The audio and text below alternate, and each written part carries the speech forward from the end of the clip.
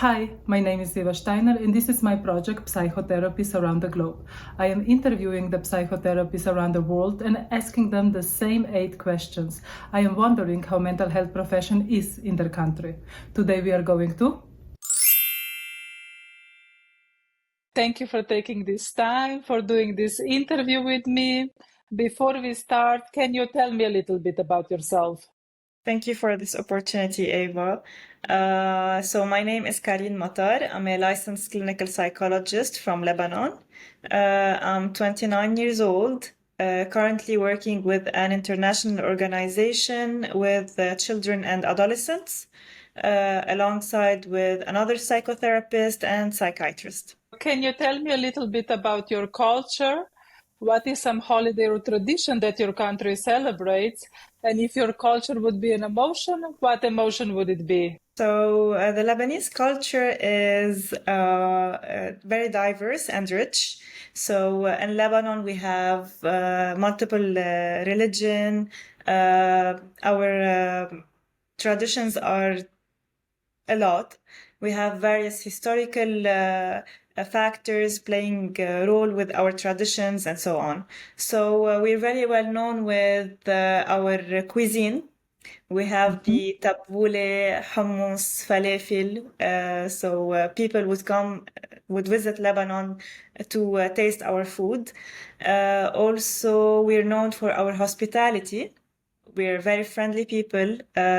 We welcome everyone. You could see people hosting strangers in their houses. So we're very well known for that as well.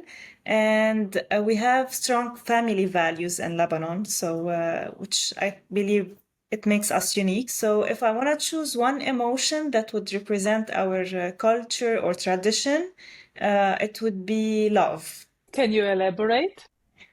Because I think no matter what we go through as Lebanese people, regardless of all the hardships, whether it's war, economic crisis, blast, all the difficult situations, we always manage to support each other, lift each other up. We don't give up. So we saw that especially after Beirut blast. So people were rushing to help each other, and it was full of love. And how did you become a psychotherapist in your country, and what is your therapeutic approach? I have a bachelor and master's degree from the Holy Spirit University of Kaslik.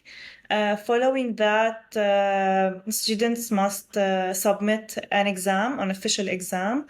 After that, you submit your papers to the Ministry of Public Health and the Lebanese Order of Psychologists, so you can become licensed in Lebanon. Currently, I'm waiting to start my training in psychoanalysis. And is there any other form of psychological help? Yes, there are different approaches. So you could choose the CBT approach, DBT. So it depends on each person. Where do you see yourself actually? And can you go directly to the approach and not study psychology, for example? No, you should have a master's degree and you should become licensed and then continue your training. How society looks upon psychotherapy or any psychological help? We can talk about two different cultures now in Lebanon, since we're hosting a population of Syrian refugees. So the opinions can be very mixed. So if you want to go back a few years back, it was a huge stigma. So people were ashamed to ask for help. Seeing a psychotherapist means there's something wrong, you're insane. So right now, especially after Beirut blast, things started to change. People are more open to ask for help. They are okay with not being okay. They understand that that's totally fine. We're human beings. You don't have to be ashamed of that. So nowadays, it's becoming more acceptable. And they would see the psychotherapist as a way to improve themselves and become better. Also, it's starting to change as well around the refugees. Also, it was a stigma before. They used to keep it extremely confidential, like they would say to the neighbors or family members that we're going to see a dentist or a regular doctor. Now they are very well open about it, and they would encourage each other to seek help. Can you explain maybe a little bit about Beirut Blast? So after the unfortunate event of Beirut blast, hundreds and thousands of people were traumatized by what happened, whether they are directly affected or indirectly. So the need was huge. And that's when new organizations were born. People took personal initiatives to create small organization and offer psychosocial support, mental health services, help people have access to medication, especially psychotropic medication, because Beirut blast came in the same period where we're having an economic crisis. So we were already facing medication shortage and so on. It was a boost for people to know that we're here for them. You need help. It's okay to talk to someone. You need to do that. So it was the key point to reduce the stigma around mental health. And unfortunately, because everything came together, whether it's the economic crisis, people losing their jobs, homes, etc., it became a bit difficult for them to afford paying for psychotherapy sessions. So they would seek the help of NGOs, and the waiting list could take ages for your turn to come. So that was unfortunate, especially that certain people, like their salary would equal one therapeutic session, and sometimes it's less than one session. So they would seek free services. So you have two options. One is through non-governmental organization, and the other is you can pay for a private sessions. Exactly. And we know that in organizational settings, it's a short-term service. Do you feel it's accessible then, the psychological help? It is accessible, but you need to wait for your turn. Unless you're lucky and you can afford paying for a private session, which is expensive. Okay, so what is your society teaching about child-parent relationship, and whether this influence how you design your interventions? Yes, nowadays it's changing. The new generation is totally different than the older one. New parents now are focusing more on communication, positive parenting, participating in workshops to know more about the development of the child, how to target certain topics with them, especially when they hit puberty, for example. So we're on kind of an advanced level at the moment. But again, in Lebanon, we have a diversity of cultures, so we need to adapt to each client. So, for example, if we're working with refugees, it's going to be different. If we're working with Lebanese people, it's going to be different as well. And also, it depends on even if they are Lebanese, it depends from which region they are coming. So we should adapt according to that. Would you mind sharing some differences that you noticed through your work? Yes, for example, with the Syrian refugees, they do encourage early marriage, while in the Lebanese culture, we don't do that. At least now it's the level of acceptance regarding this topic is reducing dramatically.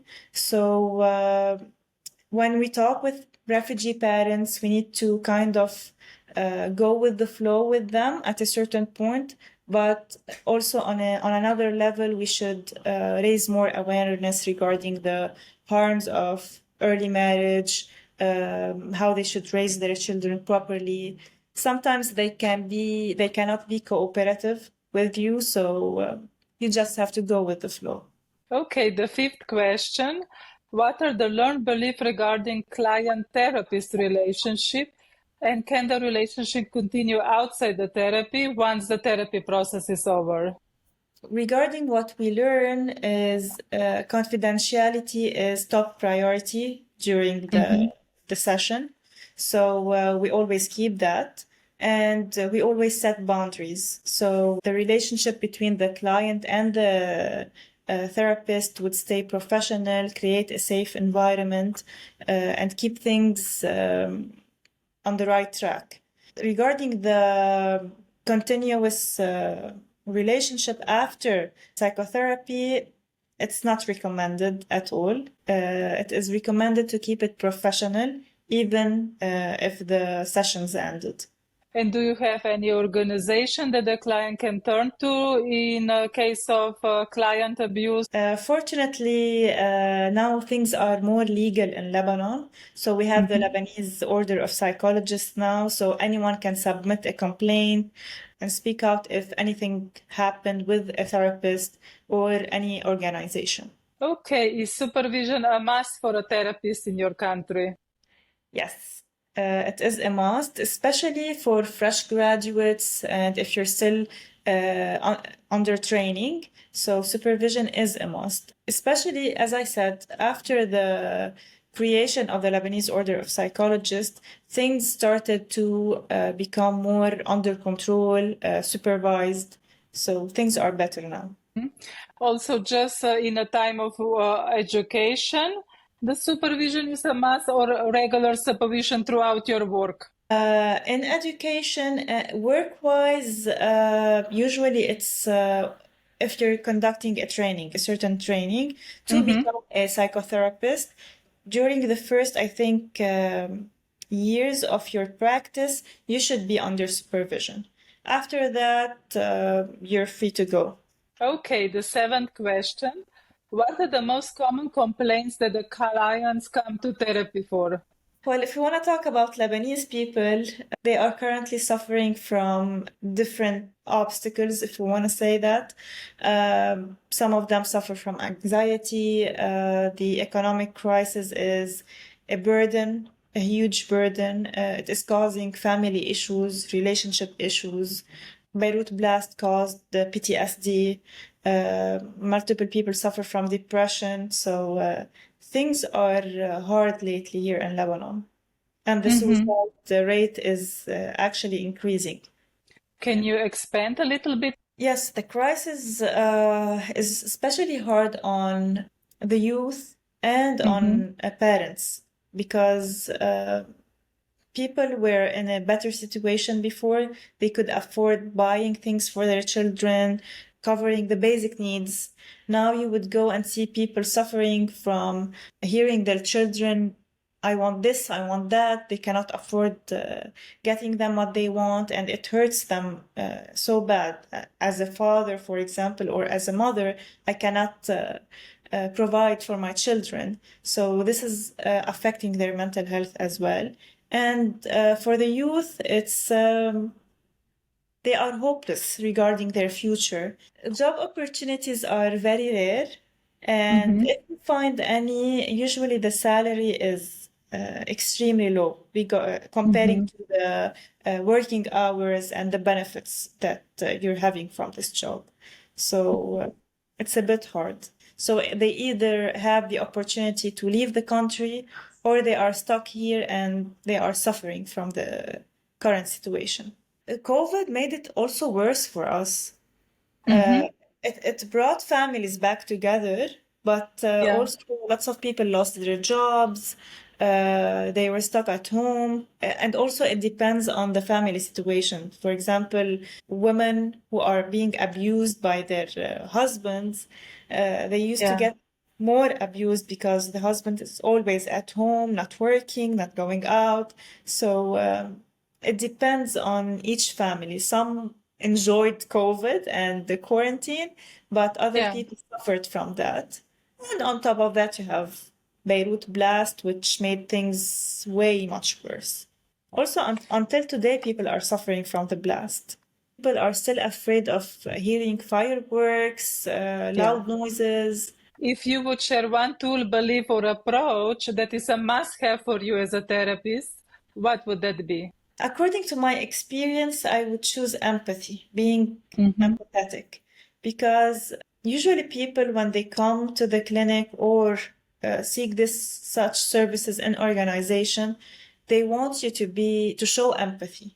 to show them Yeah. that I feel you, I understand what you're going through, I care about you, I'm here to help you. So they need this kind of feeling, because if you were like just neutral in front of them and you're not showing any type of reaction, they would think that you're just here to do the job and just leave, instead Mm-hmm. of showing that compassion. Okay, thank you for taking this time and doing this interview with me. Thank you.